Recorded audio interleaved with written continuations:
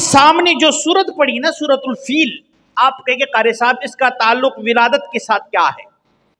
وہ میں نے آپ کو سمجھانا ہے۔ یہ سورت، اس کا شان نزول یہ ہے کہ ایک بادشاہ گزرا ہے جس کا نام تھا ابرہہ۔ کیا نام تھا بھائی؟ اللہ کی نبی کی نبوت پہ ولادت سے 50 دن پہلے کا یہ واقعہ ہے۔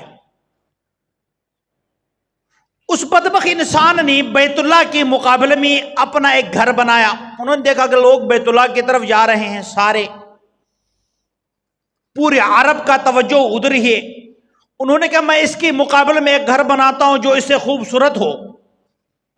تو انہوں نے جناب بیت اللہ کے مقابلے میں ایک گھر بنایا تاکہ لوگ ادھر بھی جناب سیر کرنے کے لیے یا سمجھو زیارت کرنے کے لیے آ جائے۔ اب ہوا یوں کہ کسی مسافر نے جا کر کے اس جو انہوں نے عمارت بنایا تھا، محل بنایا تھا، وہاں جناب پیشاب کر دی۔ اس ابرہہ کو علم ہوا کہ جناب یہ تو لگتا یہ ہے کہ یہ کام حرم والوں نے کیا ہے، تاکہ لوگوں کا توجہ وہی رہے، ادھر کوئی نہ آئے۔ اور اس نے قسم کھایا کہ میں اس کی بدلے میں بیت اللہ کو شہید کر دوں گا۔ اب یہ ذہن میں رکھے کہ اس وقت اللہ کے نبی کی ولادت نہیں ہوئی، بیت اللہ کے اندر کوئی مسجد نہیں تھی، وہاں کوئی نماز قرآن نہیں تھا، تورات انجیل کا درس نہیں تھا، وہاں 360 بت رکھے ہوئے تھے۔ کیا تھے بھائی؟ لیکن حضرت ابراہیم نے جو گھر تعمیر کیا تھا وہاں دعا کی تھی، کہا یا اللہ میں نے گھر تو بنا دیا ہے، اس گھر کو آباد کرنے کے لیے رسول اللہ کو بھیج دے۔ مقصد تھا حضرت ابراہیم کا، اب میں نے مدرسہ بنا دیا ہے، اس مدرسے میں مدرس جو تدریس دینے والے ہو اس کو جناب محمد رسول اللہ کی شکل میں مبعوث فرما دے۔ وہاں جو تعلیم ہوگا، نظام تعلیم، وہ قرآن کریم کی شکل میں ہوگا، اور اس معلمین اس مدرسے کی طلباء صحابہ کرام کی شکل میں ہوں گے۔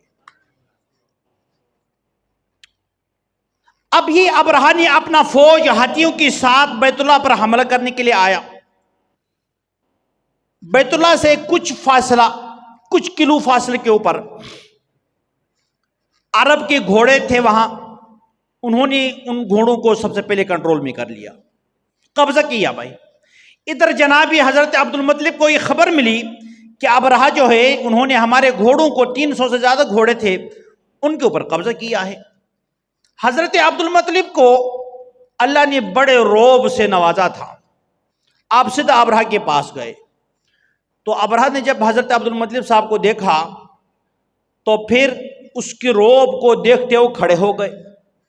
تو حضرت عبد المطلب نے کہا کہ بھائی میں آپ کے پاس آیا ہوں اپنی گھوڑوں کے لیے کہ ہمارے گھوڑے آپ نے ناجائز قبضہ کیا ہے، یہ گھوڑوں کو چھوڑے۔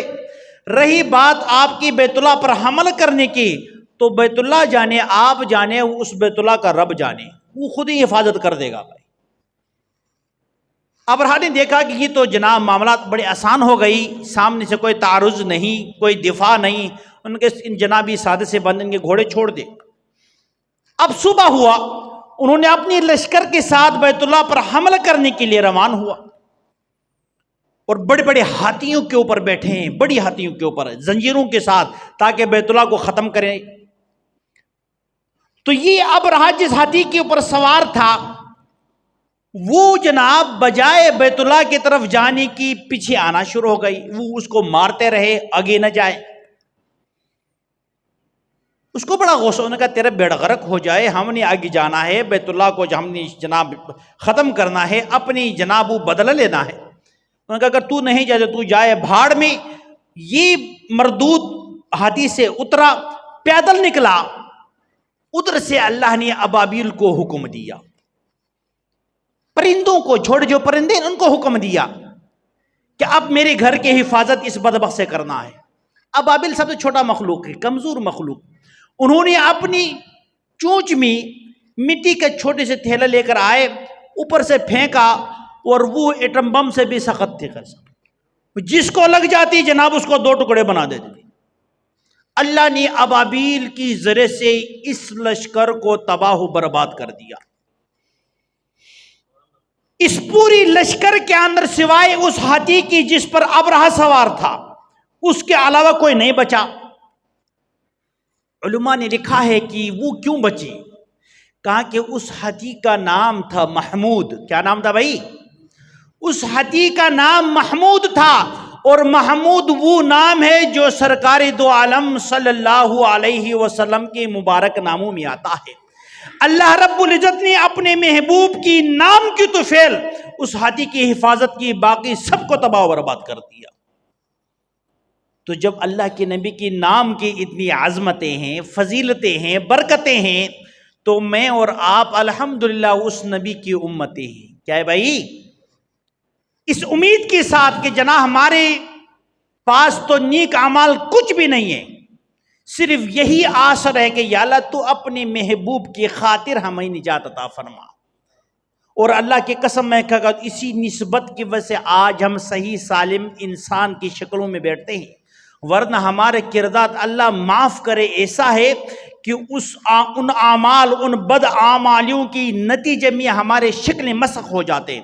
لیکن یہ اللہ نے اپنی محبوب کے ساتھ وعدہ کیا تھا، میرے محبوب میں آپ کی امت کی شکلوں کو مسخ نہیں کروں گا.